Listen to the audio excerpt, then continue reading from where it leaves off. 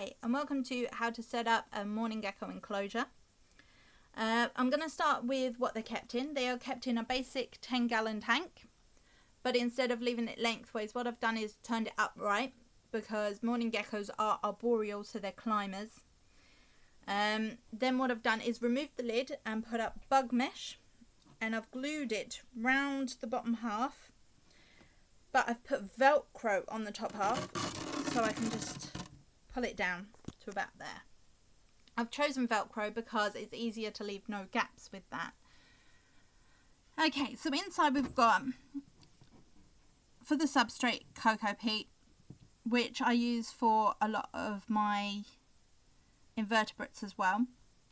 However, some people keep them on kitchen roll, which works just as well because it would be easier to see if they're going to the toilet. Mine, however, do have a tendency to poop on the side. So yeah, I know they're eating fine. Okay, so food dish. I only use this food dish for flies because it's easier to get them in there. I use actually half a key ring, those ones that you can put pictures in. I use one of them as the food dish for the rapashi that I put in there on alternating days. So flies one day, rapashi the next day, and I take the chain off the keyring and just use the plastic bit and pop the food on there because it's shallow enough for mourning geckos to get into. Because they are so tiny, I originally had a shelf in here with plastic gecko bowls that were like this big, and then they were just too deep for these guys to get into. They struggled a little bit. So just a bottle cap, that's all I've got on there. I've got two hides, which are two plastic flower pots with openings burned into them. I say burned because if you cut them you'll leave sharp edges which could rip at the mourning gecko's skin. Their skin is so delicate that you can hurt them quite easily. Down here we've got a stone, just for them to rub against if they want to, if they're having trouble shedding. And then I've got my twisty stick, which I thought was really good for hiding and everything in. I found it in the woods and I sterilised it by pouring boiling water over it and then popping it in the oven for 30 minutes at 120 degrees Celsius. Back here we got a fake plant. I say fake because if you've watched my other videos, I have said that I am rubbish at keeping real ones alive. I just can't do it.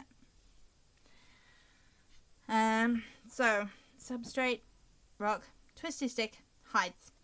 Again, I got two because I didn't want them fighting over the hides. As far as I know, they've never actually used them. They tend to stick back there.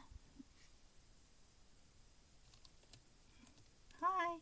You can just about see her right where my finger is, looking at me, wondering why I'm disturbing her. Hello. Are you coming forward? Yeah. As you can see, there is no water dish, and that is really simple because they are so small.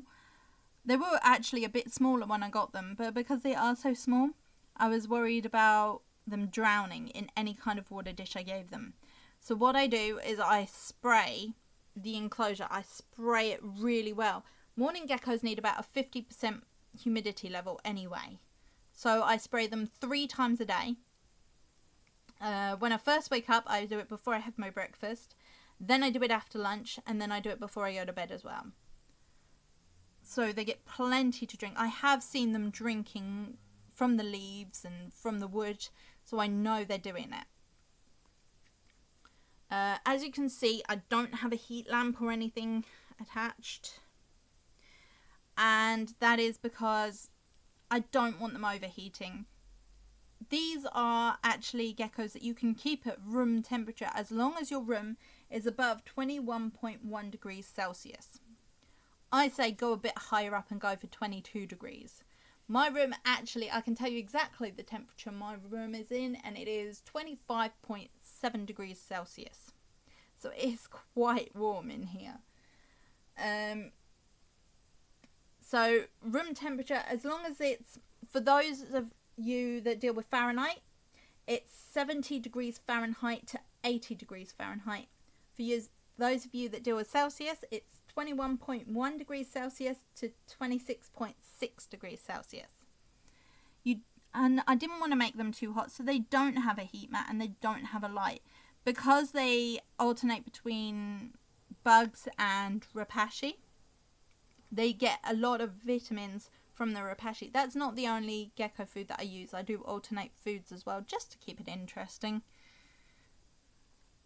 But yeah, that is it. They seem happy. They like making their little clicks and chirp noises that they do. I really enjoy listening to these guys, and they're louder than you think.